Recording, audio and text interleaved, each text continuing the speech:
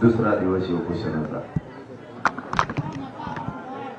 सरकारने आणि विशेष करून मुख्यमंत्री फडणवीस साहेबांनी सगळ्या मागण्यांची अंमलबजावणी करणं आवश्यक आहे. ती अंमलबजावणी त्यांनी करावी, कारण उपोषणाच्या काळात चौथ्या दिवसापासून ऑटोमॅटिक तोंडाला पाणी यायला सुरू होतं. आज दुसऱ्या दिवसापासूनच ते सुरू झाले, कारण अगोदरच 2 दिवसापासूनचा प्रवास आणि 2 दिवसापासूनचं उपोषी असणं, त्यामुळे शरीराला जास्तीचा परिणाम होतो. त्यामुळे आज उपोषणाचा दुसरा दिवस आहे. सरकारला आमचं सांगणं आहे, मागण्याची अंमलबजावणी तात्काळ करा. गोरगरीब मराठ्यांना सन्मान द्या, त्यांचा अपमान करू नका. आम्ही तुमचे काही मंत्री म्हणते आम्ही एकाचं काढून एकाला देऊ शकत नाही. आम्ही त्यांचं काढून आम्हाला द्या म्हणत नाही. तुम्ही गैरसमज पसरू नका. महाराष्ट्रात आमचं आहे ते आम्हाला द्या म्हणतोय. त्यांचं काढून घेणं म्हणजे काय? ओबीसीला उदाहरणार्थ 32% आरक्षण आहे, त्यांच्यातलं 20% आम्ही काढून घेणं, मग त्याला काढून घेणं म्हणते. तर त्यांना 10% ठेवणं, याला काढून घेणं म्हणते. मंत्री संभ्रम निर्माण करते. आम्ही 32% ओबीसी आरक्षणातलं 20% मराठ्याला काढून द्या ओबीसीचं असं म्हणत नाही.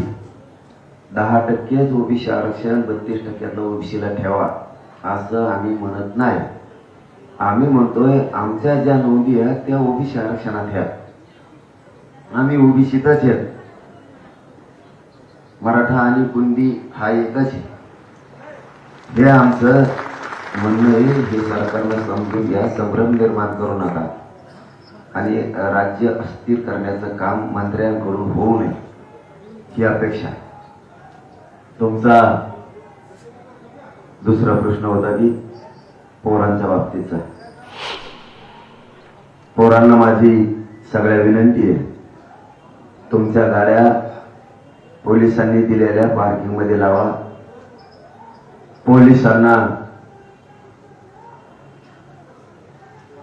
कोण बोंबल तरी कशाला? पत्रकार परिषद चालली तरी बोंबलतय.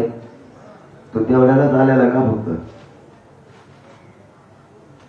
काय करायचंय काय नाही करायचं ते असले पक्षाने पाठवलेले असते. ते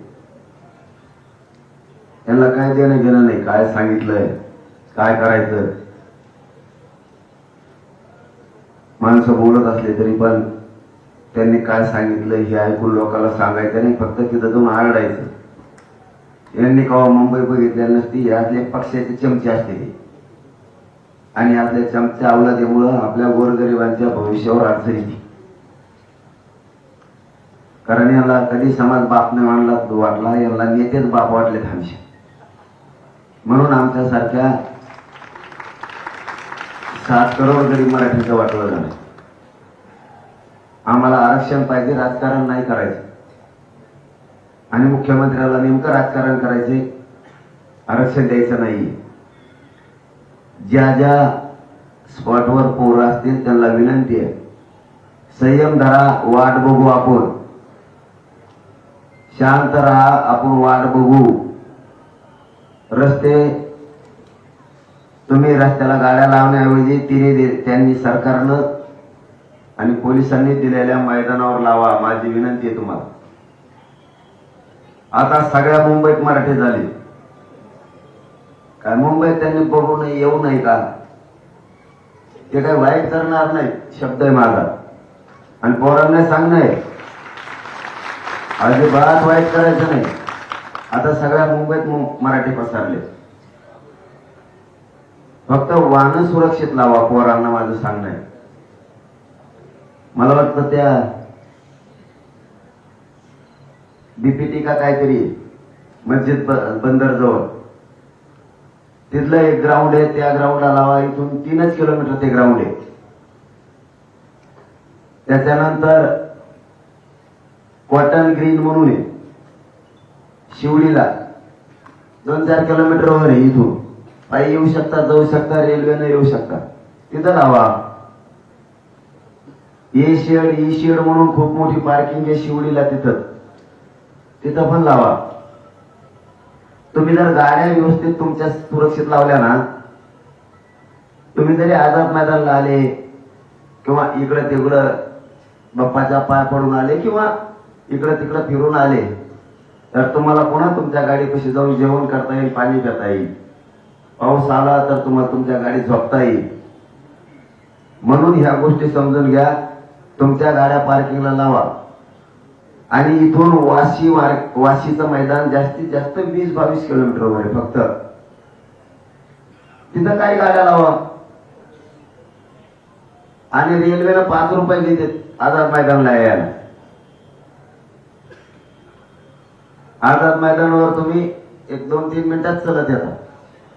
त्यामुळं काही जणांनी तिकडं वाशी मार्केटला गाड्या लावा आणि तिथं सगळं व्यवस्थित होत आहे.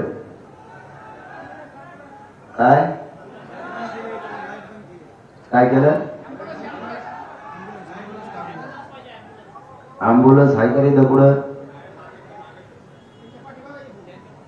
तुमच्या पाठीमागे आहे ना अँब्युलन्स तिथं पुढं उचलून न्या ना.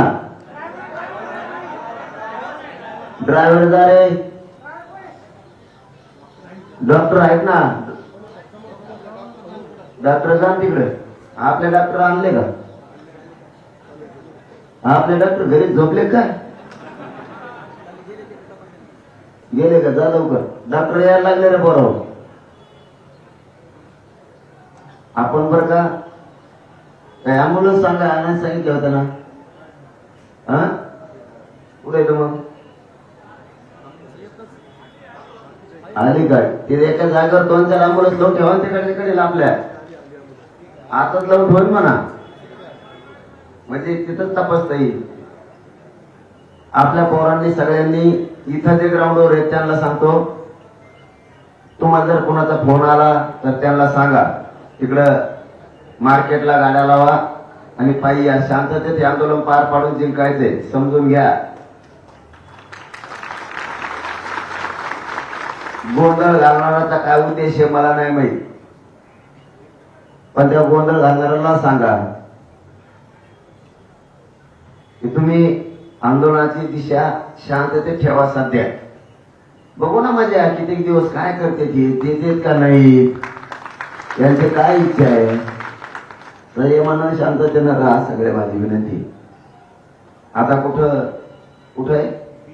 मुंबई महानगरपालिकेच्या समोर मांडलेले आहेत. काय कारण आहे? काय म्हणते ते कारण? त्याला सुविधा मिळत नाही, बेसिक सुविधा मिळत नाही. मग आता ते देणं तर काम आहे ना. बीएमसीचा कोण असतो इथं? आयुक्त असतो का इथं? मग आयुक्ताचं काम आहे ना. पोरं वैतागली आहे. बीएमसीच्या आणि महानगरपालिकेच्या आणखी पुढं बीएमसी महानगरपालिका एकच असं सीएसटी.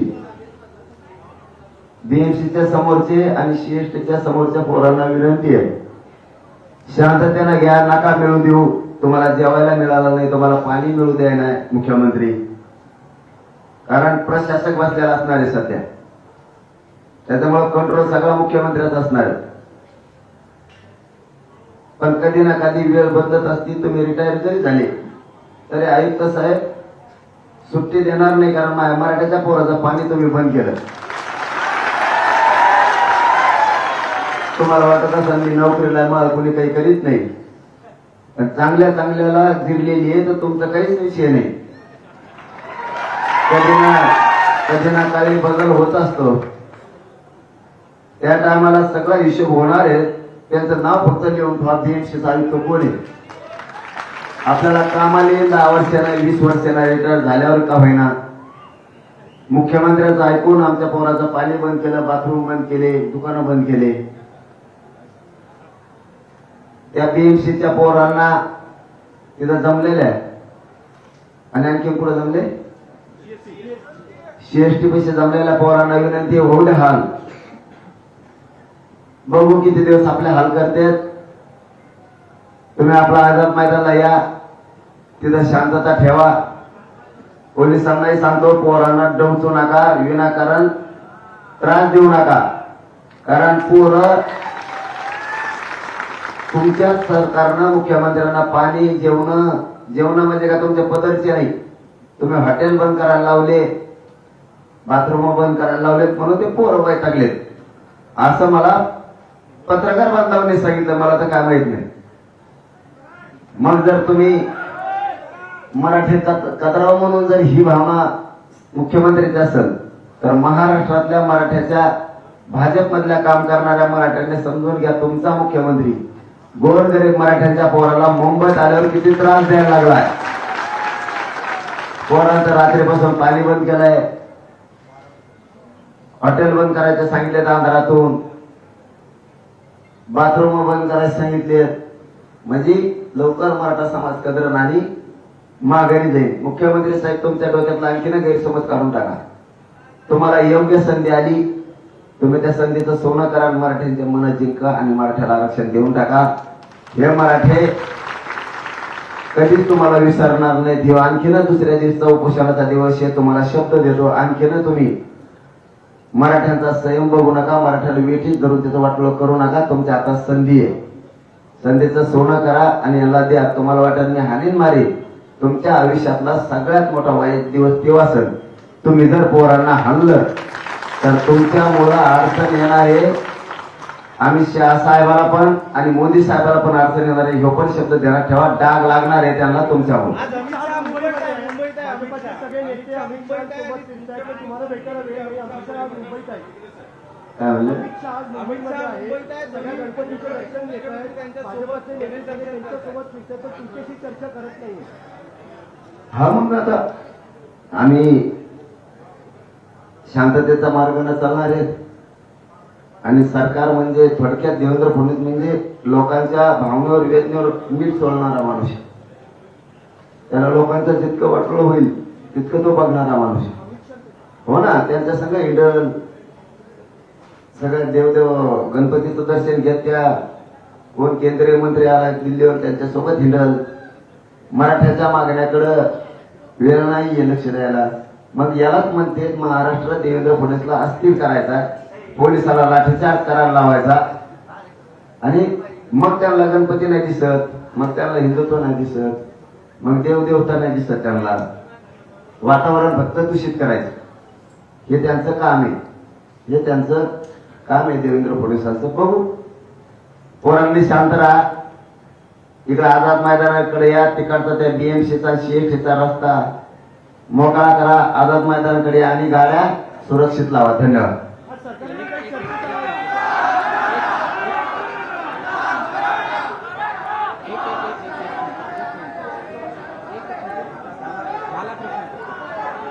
मी गाड्या घेऊन जा बोललो, पण मार्केटला मैदानावर त्यांची मुंबई काल जाम झालती.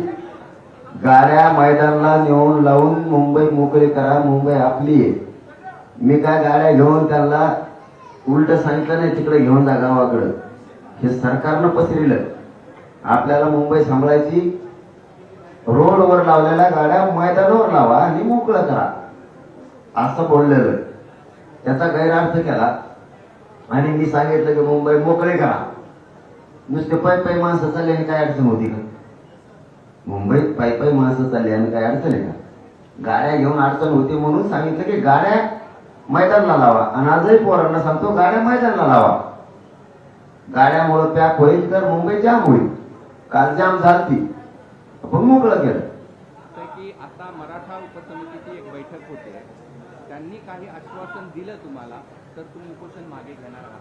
मला पाहिजे अंमलबजावणी. मी कोणाच्या शब्दावर आश्वासनावर उपोषण मागे घेणार नाही. फक्त पुन्हा एकदा सांगतो, तुमची आडामोठी भूमिका अक्रस्ताळेपणा मुख्यमंत्र्यांनी थांबवा. पोराला फक्त माझ्या बोर्ड लागता कामा नये हे मात्र तुम्ही समजून घ्या. पुन्हा राज्य अस्थिर करू नका हे ध्यानात ठेवा. राज्य जर अस्थिर झालं रे बाबा तर जबाबदार मुख्यमंत्री देवेंद्र फडणवीस असणार आहे. महाराष्ट्रात तुम्ही मुंबईचा विचार करता तर महाराष्ट्राचा क्षेत्रफळ हे खूप मोठं आहे. लोकसंख्येनं, महसूलनं, संख्येनं सुद्धा आणि राजकारणासाठी सुद्धा. नुसती मुंबई तुमची नाहीये. तुमच्या मुंबईनं तुम्हाला मुख्यमंत्री केलं तर माझ्या महाराष्ट्राने केले. अशी दुई निर्माण करू नका देवेंद्र फडणवीस. मुंबई मही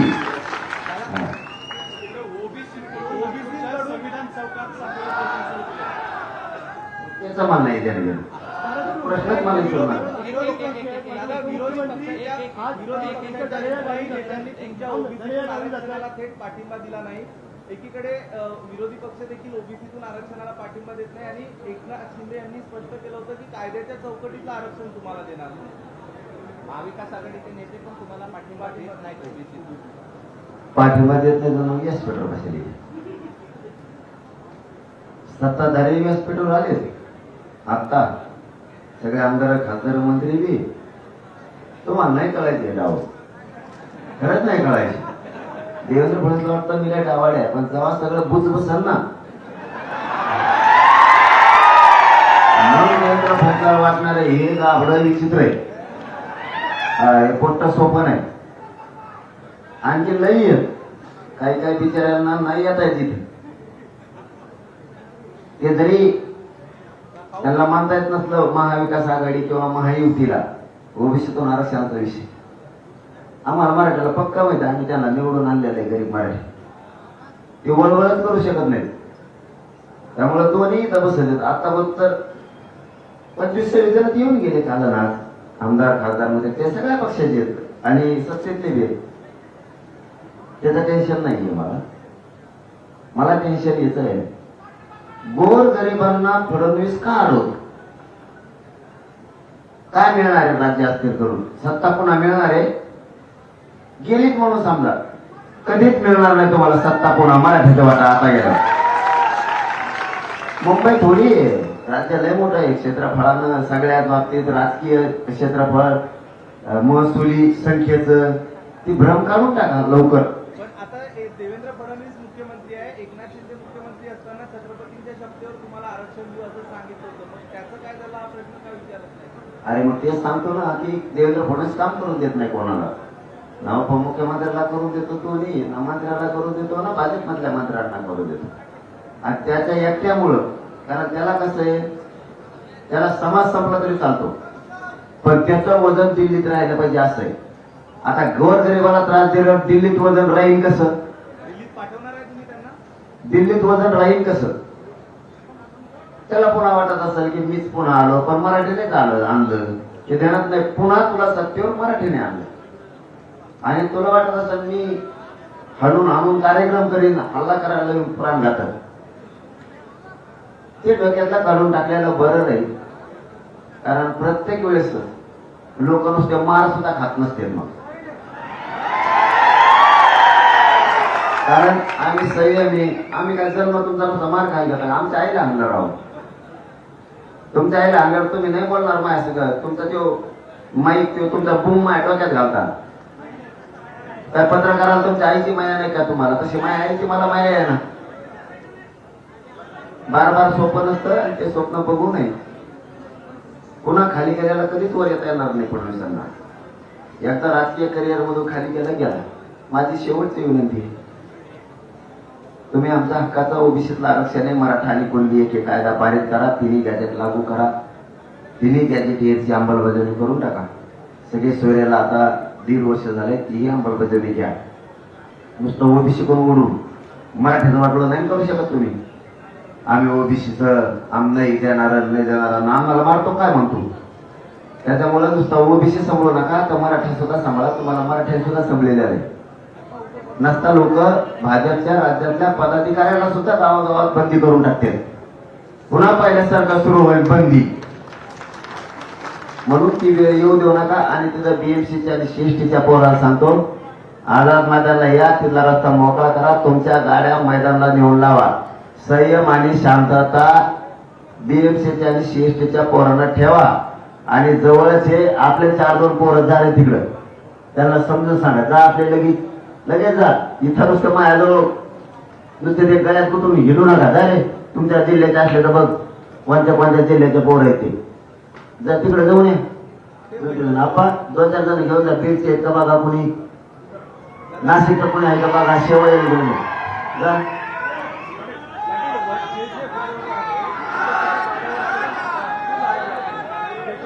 इकडे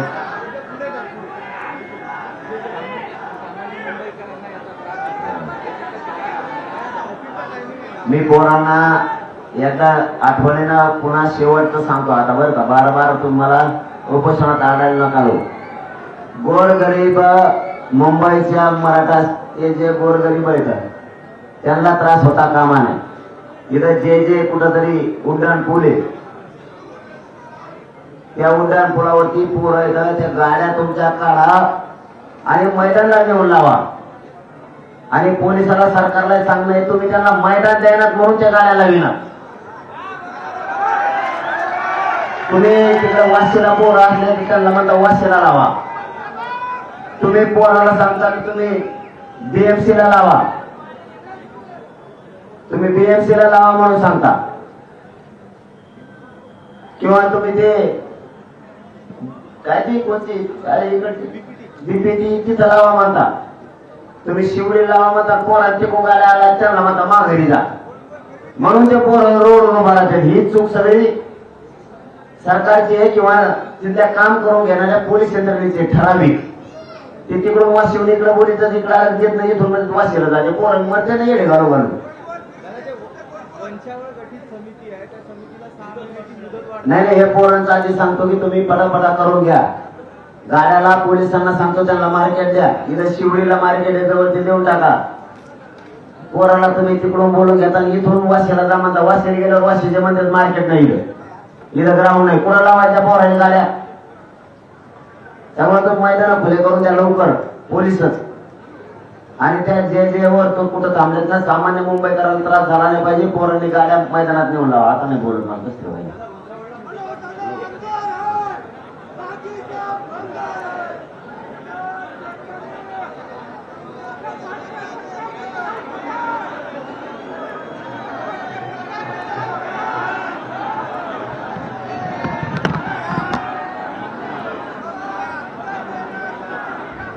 आपल्या सगळ्या पोरायला सांगा रे शांततेत राहा म्हणून. सगळ्यांनी ग्राउंडवरच्या पोरांनी एकमेकाला सांगा शांत राहा म्हणून.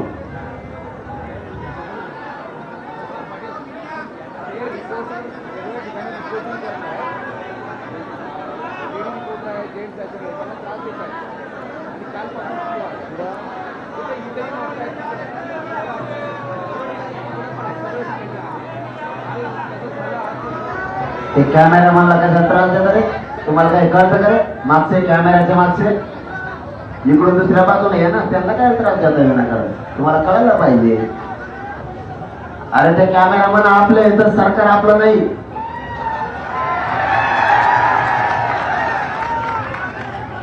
एवढं काय कोणाला त्रास द्यावा कोणाला नाही, सगळे तुम्हाला तुमच्यावर जबाबदारी दिली. मी उपोषणाला बसलो ना, मी तुमच्यासाठी एवढं झटतो म्हणल्यावर मागचं तुम्ही शांततेत सगळ्यांनी समजलं पाहिजे.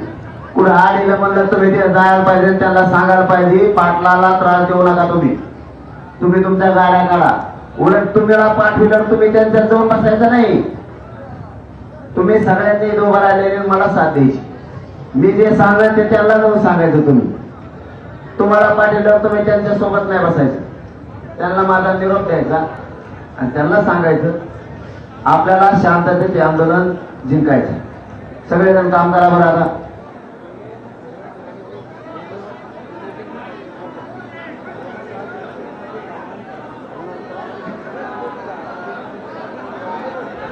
आणि मुंबईत आपले जे पत्रकार बांधव आहेत ना, हे जिथं तिथं रिपोर्टिंग करतात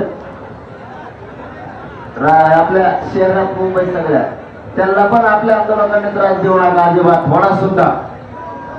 ते पण मेसेज फिरवा आणि गाड्या मैदानावर नेऊन लावून आझाद मैदानला या असे मेसेज टाका शांततेत. सगळ्यांनी मोबाईलवर सुरू करा बरं बरा. आणि मुंबईत आलेल्या मराठ्याच्या आंदोलकांनी शांततेत आझाद मैदानाला या मध्ये रस्ते अडवू नका असा मेसेज टाका आणि त्याच्या खाली द्या प्रत्येकानं गाड्या आपण आपल्या ग्राउंडवर नेऊन लावा आणि आझाद मैदानाला शांतते द्या. रस्ते अडवू नका तुम्ही. तर मनोज